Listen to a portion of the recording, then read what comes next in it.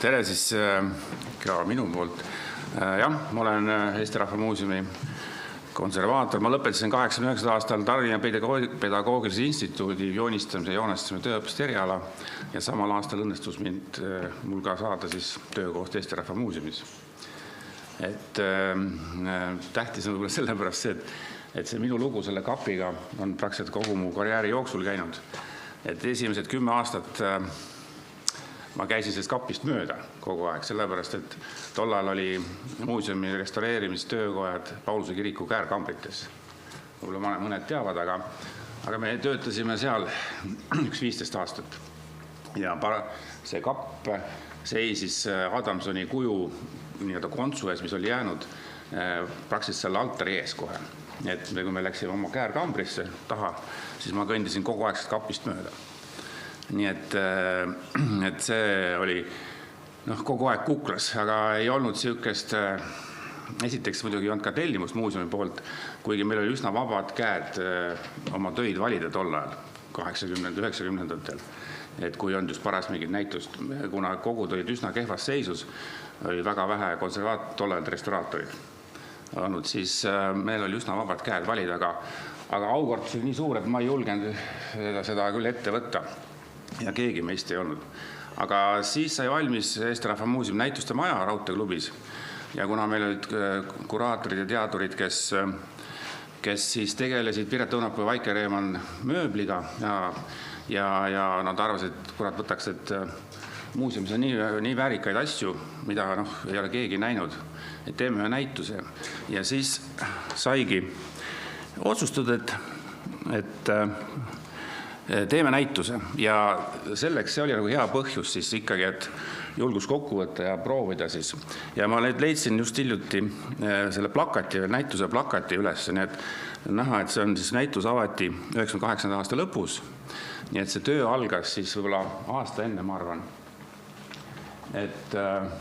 Tänu sellele näituse, kus oli muidugi oli ka pärast seminar, nii et see näitus oli tõukeks, millega kui ma hakkasin 10 aastat peale tööle asumist, hakkasin selle kapiga tegelema ja põhimõtteliselt tänapäevani siiamaani. Mind on nagu pilgatud mõnes mõttes heas mõttes, et kuna selle kapi ükskord valmis saad, et jube mõnus on niimoodi teha, aastakümneid muudkui teed. Aga nali naljaks. Tegelikult on see periood, et niimoodi on nüüd läinud kapile ainult head teinud, sellepärast, et väga palju kokkusattumisi on tulnud, häid kokkusattumusi seoses sellega, mis on häid ideid tulnud, on siin teised saanud kaasa ja praktikandid selle kapi nii-öelda looga. Ta on tõesti väga hea, et see on ja tihtipeale ongi konservaatorid tuleks natukene mediteerida kauem, et see kui ese, mida te teete, on silmades kuskil või kuskil kuklas, et te näete teda, mitte te ei tegele kogu aeg sellega. Et see päris häid ideid võib tulla või ütleme õigeid otsuseid. Ja siis ongi niimoodi, et selleks näituseks siis ta saigi see kapp ette võtta. See pilt praegu nüüd tegelikult juba, kui ta näituse saalis on. Mis on siis peale seda restaureerimist. Seal oli esimene etapp oligi, kui te näete, siin on ka osad asjad veel puudu, need jäidki puudu. Ja nüüd on see esimene pilt, mis ma näitasin, see nüüd on, kui me tõime töökotta käärkambrisse ja panime ta kokku korraks. See pilt.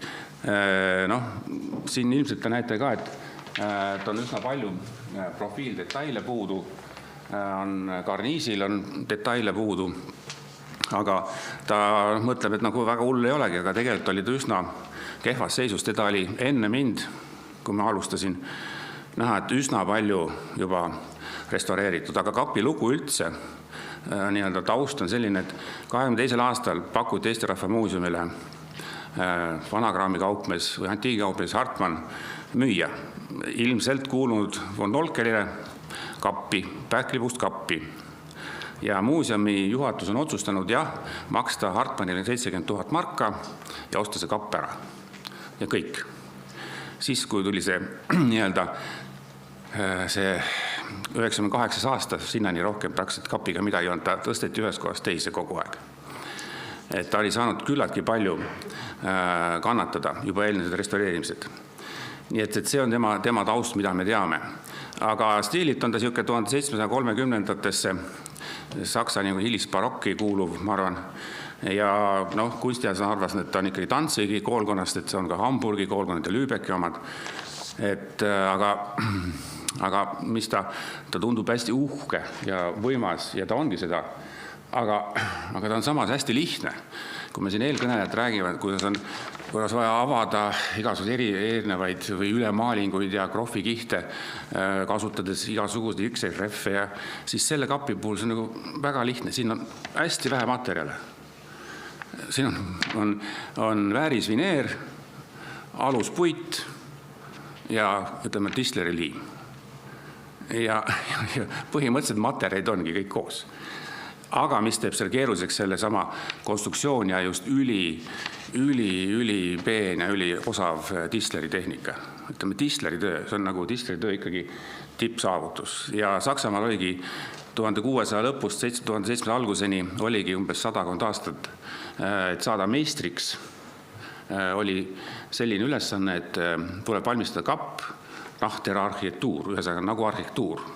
See oligi siis siuke 3-osaline, kus on siuksed pirnjad jalad, võimsa katusega, kapiteeli, karniisiga ja pilastritega kapp. Nii et umbes samasugune kapp, mis oli meistri, et kui tahtsid meistriks saada, siis oli see vaja selline kapp teha. Ja mind nagu paeluski just selle sama, selle ühes külges lihtsus, aga just see Tistleri töö keerukus või see puhas töö, et kui te vaatate, mina sain vaadata, nüüd panen edasi natukene, et nüüd on dokumenteeritud fotod, mis on nüüd algselt esimene ma kutsun seda ikkagi tollal oli see nagu restaureerimine, et kuigi siin on seotud konserveerimine restaureerimised, me midagi nagu ära ei võtnud, proovib kinnitada kõik, kui vähegi võimalik, et küll jah, mõned osad tuli küll välja vahetada. Aga kui te siin näete, suureks pilt on näha, see on kilpkonstruktsiooni peal, see on nüüd üks uks, see on üks parempoolne uks, näete pilaster koos kapiteeliga, 3 pilastriga, külgedes on ka pilastrid, et keskelt on lõhenenud ja kuna see alusmaterjal just ongi, võib-olla tol ajal, kuna ta oli tiilekapid või eeskoja kapid, mis mitte meie mõttes esik, vaid ikka eeskoda oli ikkagi, kus oli ikka suur ruum, see ei olnud mingisugune väike ruum, seal võis olla ka vastu võtta või peremees võttis vastu seal külalisi. Nii et see kapp oli ise võimas ja sinna tiilesse ta sobis. Ja võib-olla tol ajal ei olnud keskkütet, mitte ei olnudki keskkütet, õhk oli parem, aga kuna ta on raamkonstruktsiooni peale tehtud ja see keskmine viilung on kinni liimitud, kui tavaliselt on kapi ustel raam ja viilung, mis on lahtine, liigub, siis siin on see kinni ära fikseeritud, liimitud kinni ja arvatud, et see sama vineer, mis peale, see väärisvineer pannakse, see hoiab selle liikumise ära. Aga kuna see õhuniiskus ilmselt on ikkagi nii erinev olnud, siis on tekkinud siia mõrad. Siin on näha, tegelikult on juba mitmeid ribasid vahele liimitud, kuna ta on nii laiali läinud. Ja samas on siin ka niipidi horisontaalne lõhestumine. Tähendab, et see raam, puit kuivab ühtepidi, otspuu ei kuiva, aga see tahvel ikkagi kuivas ja siis tal kuhugi minna kui lihtsalt katki. Et see tegelikult sileplate nii-öelda, kuhu on peale hakatud kasvatama seda profiili ja kogu seda ilu. Siis uksed on kahelt poolt vaadeldavad. Kui ka külased tulid ja uks lahti tehti, siis oli ka seest vaja näha, niisugune oli. Et ta ei olnud niisama. See on nüüd teine uks, vasakpoolne. Siin on veel paremini näha need just nimelt, kuidas see raam on välja pressinud selle väärisvineeri. Ja see on seestpoolt vaade jälle näha, kuidas raam on liigutanud. See on üks külg koos pilastriga, mis oli ka lahti täiesti. Ja siin on nüüd see alusosa, sahtliosa, kus on ka nüüd osad profiilid puudu. Ja esimese restaureerimise nagu 5 täismassiivist reitud ja need on lepapuust. Muidu on, ütlesin 3 varianti, 4 materjali siin. Oli lepapuust jalad, reitud jalad, mänd vineeritud siis väärispooniga. Ja sahtlid tegelikult olid olgu ja saarepuust, karkass. Nii et aga see on reitud ja siin on näha, kuidas nad lõhenevad sellist ühest tükist reitud, ta on läbimõõt on kuskil pea 30 sentimeetrit. Need jalad, ma võin valetada, ütleme niimoodi. Et lihtsalt ta kuivab lõhki ja neid on parandatud ja pandud kiilu vahele ja ka mina tegin seda, sellepärast nad olid osati täiesti ja lähevad pooleks. Et siin on see pildistus enne tööd. Ja siin on näha, näete, osa on välja lõigatud, et saada siuke lepapust tükk vahele. Nad olid lihtsalt väga täiesti laiali. Siin on veel lihtsalt ära fikseeritud olukord. Siin on näha tegelikult see nurk on siin massiivis juba parandatud mahakoniga, mis pärast vahetasime välja osa parandusi me jätsin nimelt alles, et ajaloolise autentsuse nagu mõttes, et just nimelt, et massiivparandused, kuna need tegelikult originaalis on kõik vineeritud, kõik profiilid on vineeritud. Ja need profiilid, mis puudu oli ja mis tuli teha, oligi minu ülesanne täpselt samad moodi teha nagu tol ajal. Ja siin on näha, see on tegelikult juba valmis kujul, kui ta on näitusel. Siin esiserv on küll nüüd uus pandud alt, see oli täitsa ära, aga ülejäänud rohkem väga suuri vahetusi polnud. Siin on lihtsalt akantus siin ja siin on nüüd töö käigus näha ka, kuidas see konstruktsioon avatud. Mul on just nimelt siuksed tolle aja pildid, 90-ndate pildid. Osad võib-olla tehtud mu enda seebikarbiga isegi, ma arvan see. Et kui nüüd Meeli hakkab rääkima, siis te näete ka, kuidas see ajatelg võib muutuda 30 aasta jooksul või 20 aasta jooksul, kuhuni me oleme jõudnud tegelikult. Et siin on piltistud mingi seebikarbiga, tööfoto ja siis, kui me jõuame tänapäeva, mis siis toimub. Et ma just nimelt siukest tolle aega hõngu. Aga mis oli hea, et tollal tehti ka muuseumi fotograafid tegid mustvalgeid pilte ja dokumenteerimiseks. Siin ma lihtsalt jooksen üle praegu, muidu aega veel ei ole. Et kaunis hästi on tegelikult näha need kontrastid ja need vigastused. See on üks pilaster. See on keskmine pilaster tegelikult. Ja näete, siin on nüüd avatud ka ja näha all konstruktsiooni, mille peale ta siin hakatud kasvatama seda profiili. Ja neid nii-öelda kõrgendusi. Ja on lihtsalt, see on alt ukse hing. Inged olid sepanaltega, on siiamaani, nii palju kui alles oli. Olid pulkinged ja kruve ei olnud tol ajal või ei kasutatud, olid sepanaelad. Kruvid käsitsi umbes viiliti. Siin on veel mingid detailfotosid. See on nüüd ülemine karniisi, kus on puudu. Ja siin tegelikult on ka alguses ma ei saanud arugi esimene restauratsioon ja selle me jätsime puutumata. Isegi aeg, kuigi mul aega oli üsna palju, aga näituseks oli vaja üles panna, siis karniisi me lihtsalt puhastasime ära. Ja see oli ilmselt shellakiga tehtud, mis oli täitsa vale, aga mõnes mõttes õige, sellepärast see shellak oli peenikese terasvillaga, me saime täiesti puhtaks. Ja mul õnnestus tol ajal tegelikult natuke praktiseerida ka Saksamaal. Ja siis seal natuke informatsiooni koguda ja ka uurida. Ja seal on öeldud ka, et mitte ükski kapp, mis müüakse, mis on poleeritud. Saksamaal oli komme kõik üle shellakiga poleerida, ka antiiksed asjad. Et kõik barokk poleeriti üle. Et see on autentne, et kasutati tollal ikkagi õlisid. Põhimõtteliselt linasemnõli ikkagi enamus ka pähkli oli kuivavat õli, millega siis kaeti. Ja kui me selle kogu kapi peenikese terasvillaga puhtaks väga lihtsalt mehaaniliselt, aga oli näha, kus olid jämedad, siin samas olid hästi jämedad vaod sees, näha, et nagu oleks mingisuguse teralise materjaliga kraabitud, et seda on juba enne väga tugevalt parandatud olnud. Ja mis veel tuli välja, mille ma pärast avasin, et need väiksed nii-öelda vorsikesed ja sardellid, mis seal on, mis äärekaunistused on. Tegelikult originaalis on need kõik vineeritud, väärisvineeriga üle. Esifassaad on juurpähkliga ja küljed on tavalise siukse ilusa pähklimustriga. Nii et, aga need sellel kapil juba olid küljed massiivsed. Ühesõnaga tehtud lihtsalt massiivpähklist, kuna originaalid oli ilmselt juba kadunud. Ja kapp on üsna raske, siit on näha, et otsad on tönsid, eks nad on põrkud mööda seinu ja koridore mitu korda. Nii et need kahjustused olid hästi tugevad, et teda on väga palju liigutatud. Siin on veel üks karniisi osa, mis on puudu. Tegelikult üks liist oli alles, aga ta oli murdunud. Siin on veel, see osa sai ka nüüd sai täielikult uus nüüd tehtudki. Ma pärast näitan kiiresti pildi. Vaatan, kui nüüd. Siin on üks huvitav asi, mida te praegu aru ei saa, aga see on, kui te kapi uksed lahti teete, lukustus, siis barokkkappidel oli selline asi, et sahtli kohal olid augud, ütleme selle põranda peal nii-öelda. Oli selline sentimeetrine auk ja süvend, sõrmuses, see on süvend tegelikult, mitte kõrgendus, vaid süvend. Nagu sõrmuses juurde süvend. Ja see oli tegelikult lukustussüsteem, oli metallpulga või raudpulga otsas oli sõrmus liigendiga, lihtsalt aug läbi lahti. Ja see kukkus läbi põranda ja sahtil oli selline paksendus seespool, milles auk sees. Ühesõnaga, pulk torgati ülevalt läbi, et see sõrmus, et ei oleks tasapind, läks sinna süvendisse, oli tasapind. Ja see oli lukustatud ja kapp käis lukku ühe võtmega.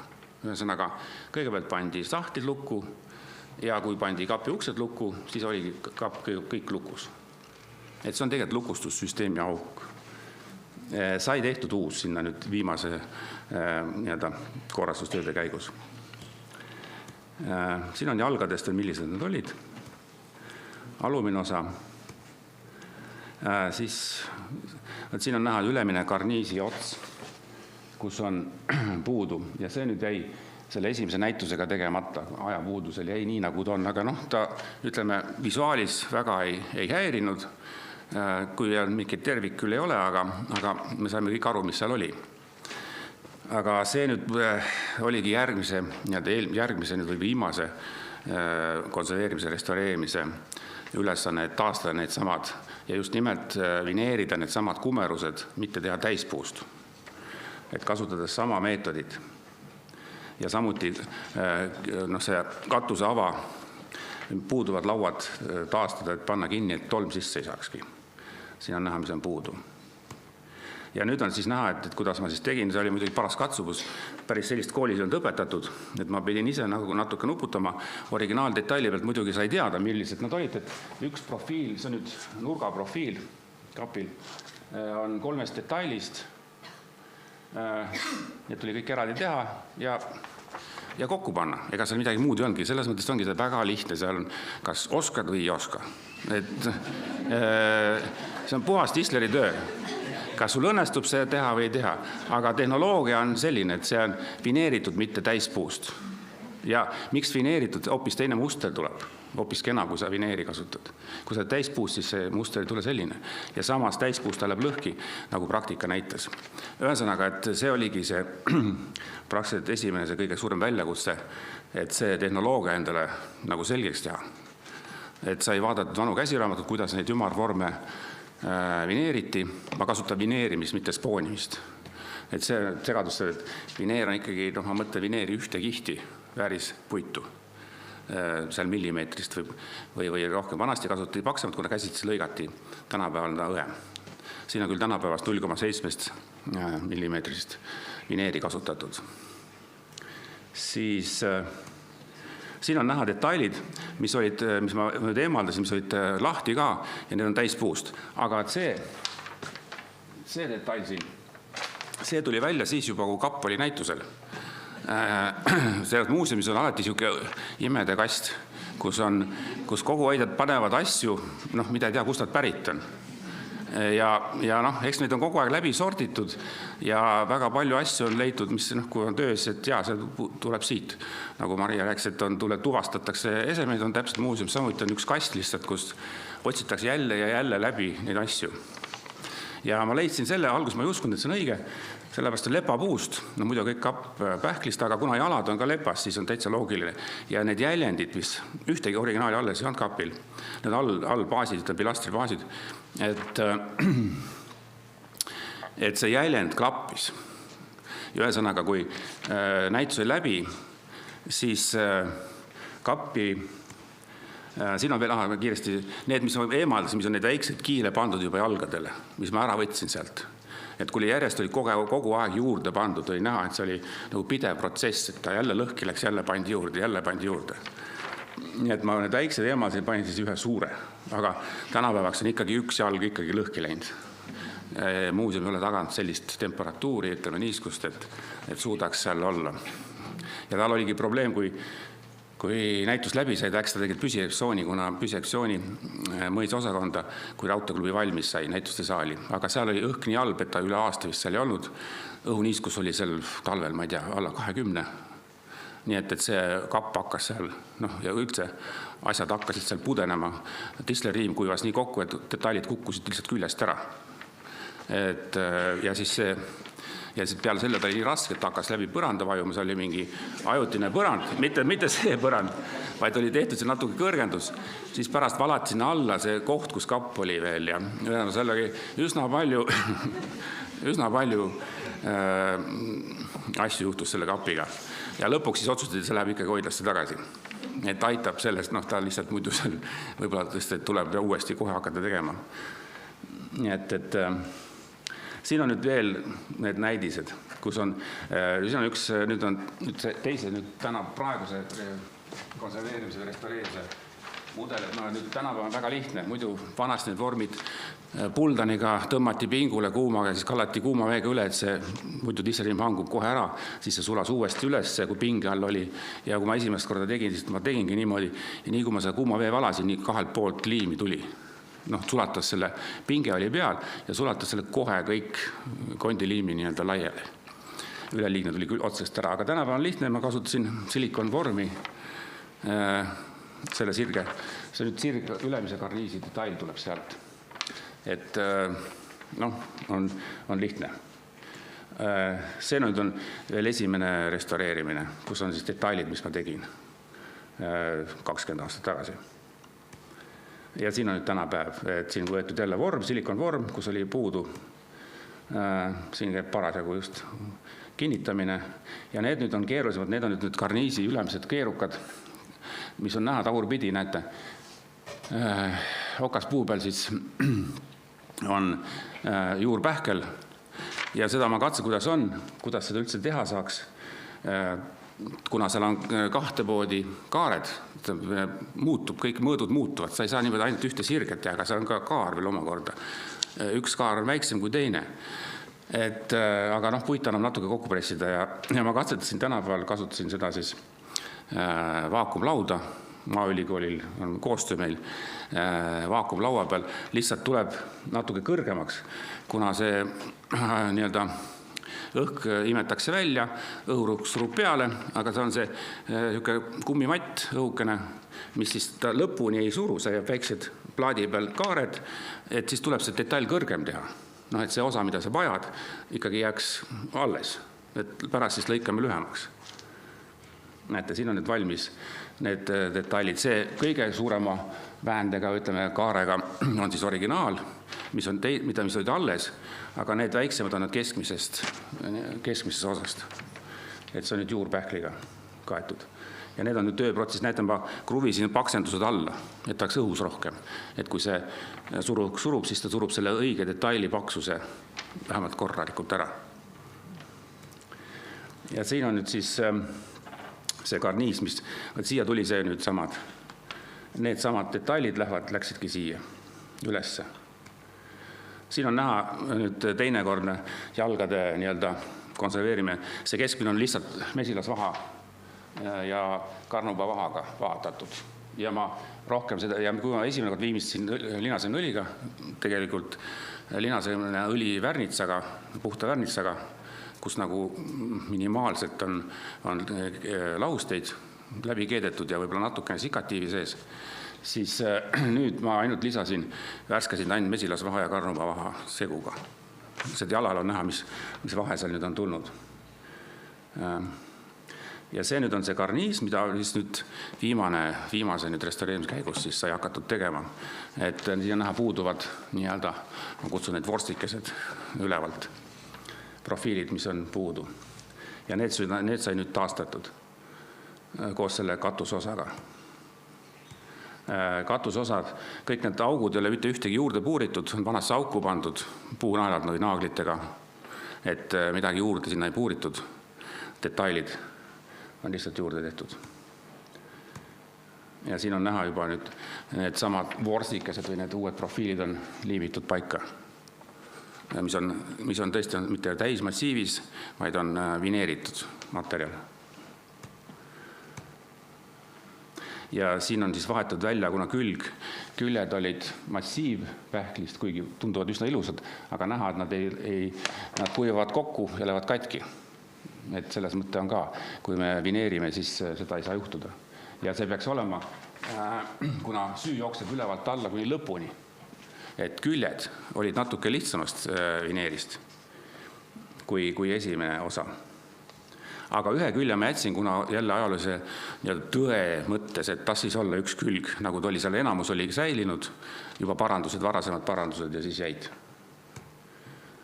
Ja siin on lihtsalt nüüd mõned lõpptulemused, aga kohe me jõuame tänapäeva, päris tänapäeva, mida hakkab Meeli rääkima, et mis selle kapiga tänu selle, et ta venis, eelmine aasta tulid praktikandid ja oli neil vaja mõõtmispraktikat Pallases. Ja see oli ideaalne, kuna me teadsime, et seal Reepinderi majja läheb see kapp, selleks saaks oli valmis saada, aga mul seisis seal aastaid. Aga aeg oli ja tegime muid töid, jälle kui oli aega, siis tegime seda, et ma võib-olla tundub imelik, aga tegelikult see oli väga hea kapile. Tänu sellele sai eelmine aasta tulla praktikaid, mõõdistuspraktikale, mis oli väga hea, üliõpilased väga rahule. Ja sealt kasvas see sama projekt, millest nüüd hakkab Meeli rääkima välja ja mis toetab seda väga hästi veel. Nii et see kapp on nagu ka õppematerjaks väga paljudele ja ka mulle. Ma ütlen, et ma 20 aastat sellega koos käinud niimoodi ja mõelnud. Nii et siis üks moment veel, käepidemed, mis ma leidsin. Meie kapi oma on see praegu. See on nüüd meie kapi oma. Näete, käepide on niisugune lihtsalt varra või see traat. Teist pole üldse. Ja nüüd ma leidsin Saksamaal, see on nüüd Dresdeni alalt on üks loss, kus on täpselt meie käepide, koos selle, plaat koos käepidemega. Nii et ja see on nüüd, on ka, seal on just Saksa hilisbarokkiaegne mööbel raamatus, nii et see kõik nagu enam-vähem sobib. Et kogemata leidsin sellest raamatust meie. Nii et kus see tehtud on see kapp, seda ma ei oska öelda. Aga nüüd võtab Meeli üle ja räägib. Siin on mõned asjad võib-olla, mida nüüd Meeli võib-olla saab isegi veel täpsemalt näidata, kuna need pildid on tehtud, nagu on tehtud. Aga räägi oma. Tere, mina olen Meeli Heli-Lepna, ma olen siis, nagu öeldud, Pallase vilistlane, lõpetasin sellel aastal ja siis see sama kapp ongi minu lõputöö projekt.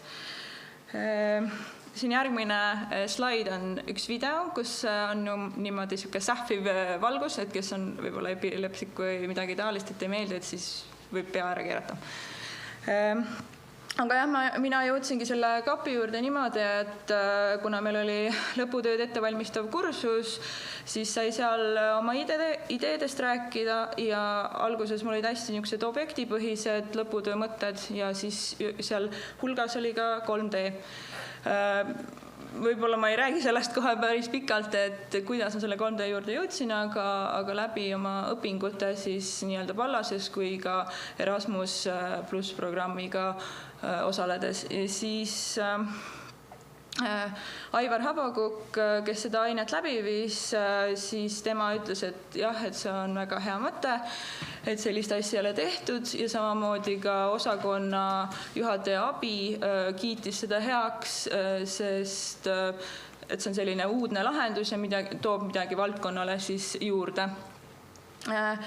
Ja siis Aivar Habakuk ütleski, et tudengid, kes on nüüd 4. kursus juba Pallases mööbliosakonnas, et nemad tegid mõõtmispraktikat suvel ja siis tema andis ka Indrekule selle mõtte, et võiks panna selle sama kapi siis 3D-sse ja nemad tegid siis AutoCADis 3D mudeli, mis oli hästi lihtsustatud. Kahjuks ma ei pannud seda siia slaidi esitlusse.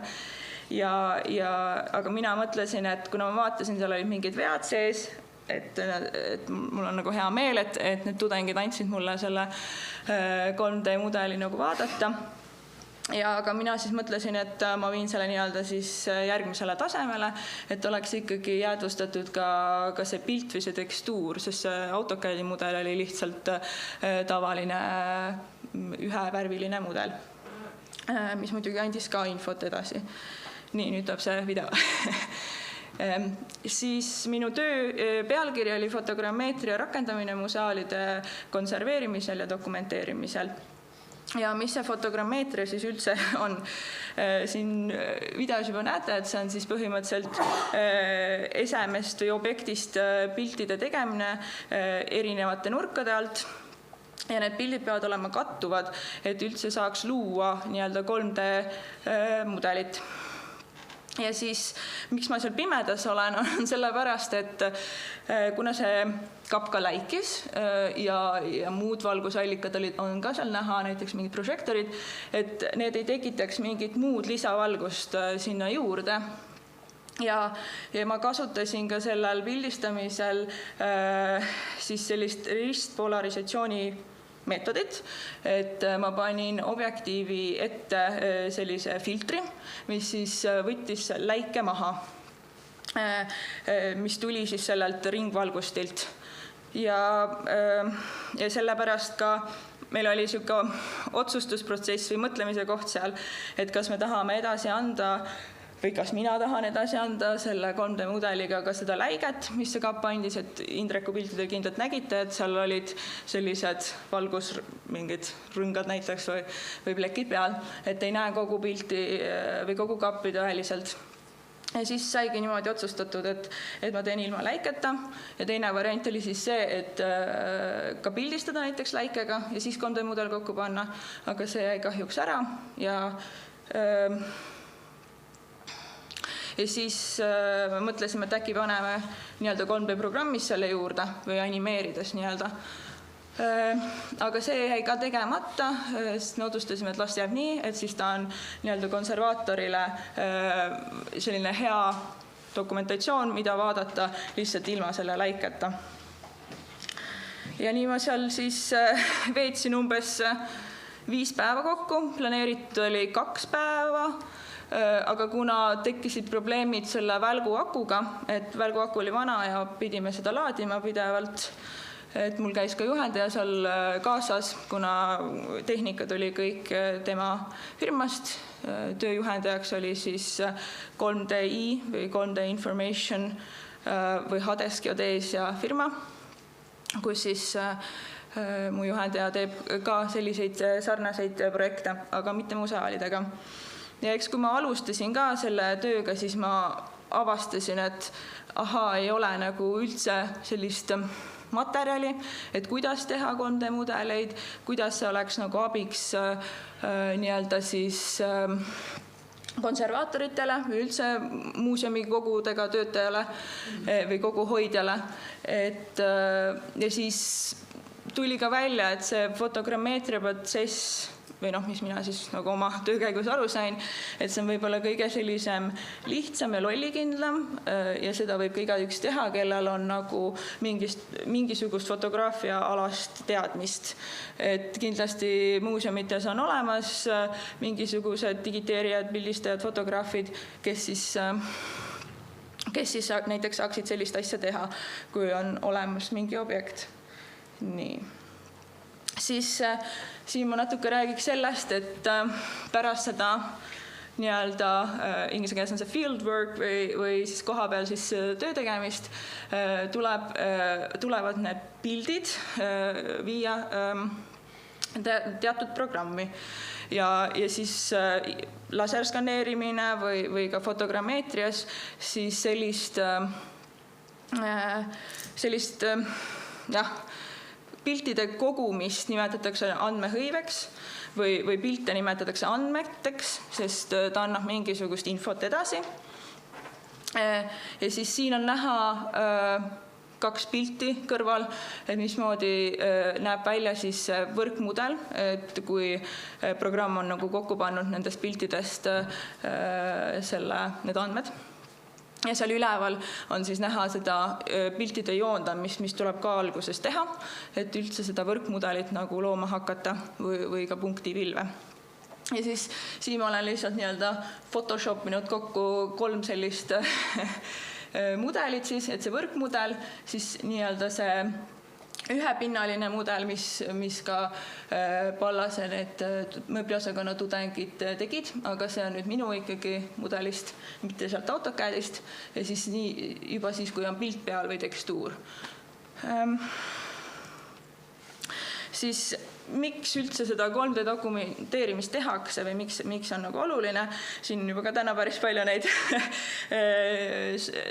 läbi ka seda käinud tegelikult, Andres Uani pilte näiteks, et samamoodi sellest plafoonmaalingutest ja sellest pildistamisest ja olete näinud ka seda TEM-mudelit või elevation modelit, et 3D dokumenteerimine või see mudeldamine on igast küljest oluline, et kui objektid on ohustatud või nendele ei pääse ligi, näiteks veealused objektid, et selle jaoks on ka vaja hästi sellist õiget tehnikat, teadmisi, sa pead oskama sukelduda, et siis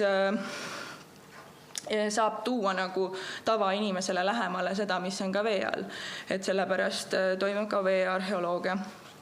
Ja muidugi siis konserveerimine või eelnev konserveerimine, et ma siin vaatasingi seda Põltsamaa lossi neid konserveerimistöid ja siis kus räägiti sellest, et avastasid alles hiljem, et see olukord on ikkagi nii kehva, et siis ma mõtlesingi, et ju vist siis ei käidud ennem drooniga mõõdistamas ja neid andmeid kogumas ja sellest ma ei tea, kas tuli 3D mudel või mitte, et kindlasti oleks saanud nagu selle 3D mudeli järgi vaadata seda lossi olukorda ja neid varemeid ja kui suured need praod on ja nii edasi.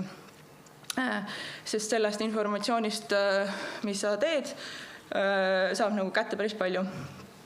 Ja muidugi, kui on näiteks mingid esemed, majad, hooned nagu kahjustunud või hävinud, et siis on ka need punktipilved või need 3D mudelid väga head, et kui te kindlasti teate seda Pariisi Jumalaema kirikut või Notre Dame'i, et seal oli üks fanatt, Andrew Tolle vist peaks ta nimi olema, et kes siis käis lihtsalt seal, talle meeldis see gooti arhitektuur ja kahjuks ta suri enne seda põlengut ära, aga tänu siis temale ja ka teistele inimestele nad on nüüd suutnud seda kirikut siis päästa ja täpselt nii, nagu ta vanasti oli. Et on mingi lugu, kus siis tõesti tehti see talastik seal täpselt nii, nagu oli vanasti, et selle peitliga siis või hööveldati täpselt nii, nagu seal talas näiteks see kaar oli. Et kuna see punktipilv näitas seda informatsiooni. Ja muidugi ka siis 3D mudeleid saab kasutada hariduseesmärgil ja kasutatakse siis seal virtuaal- ja liitreaalsuse tehnoloogiaid. Ja nüüd ma näitangi paar näidet, et mis sellest kapist sai. Et siis saab näiteks niimoodi teha jooniseid või dokumenteerida. See joonis on küll nagu poolik, aga siit saab nagu kätte need mõõtmed või kui ma üldse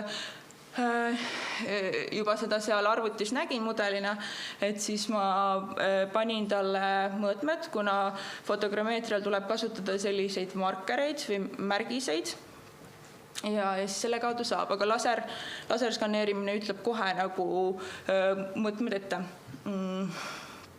Et siis selline ta sai. Mis ma tahtsin tegelikult enne veel öelda, kuna see kapp oli lahti võetud Indreku jaoks konserveerimisel, siis ma sain ka sellest veel detailsema nii-öelda mudeli, et ma pidin kõik need erinevad osad siis pildistama. Seal oli ka väga palju selliseid peeneid ja nii-öelda detaile ja võti oli selline pisikene. See kapi osas on ta suur, 10 senti. Et siis ta andis mulle nagu rohkem seda detailsust ja siis, kui see kapp kokku sai, kui ma nägin seda pärast, siis ma olin küll, et see on ikka täiesti suur, kuigi ma juba teadsin mõõtmeid. Nii, siin hakkab ka üks video käima, aga nüüd ma loodan, et ma saan minna siia lingi peale ja rääkida natuke märkimissüsteemist. Nii. ma panen kinni. Aga selle... Kas see läks nüüd kinni?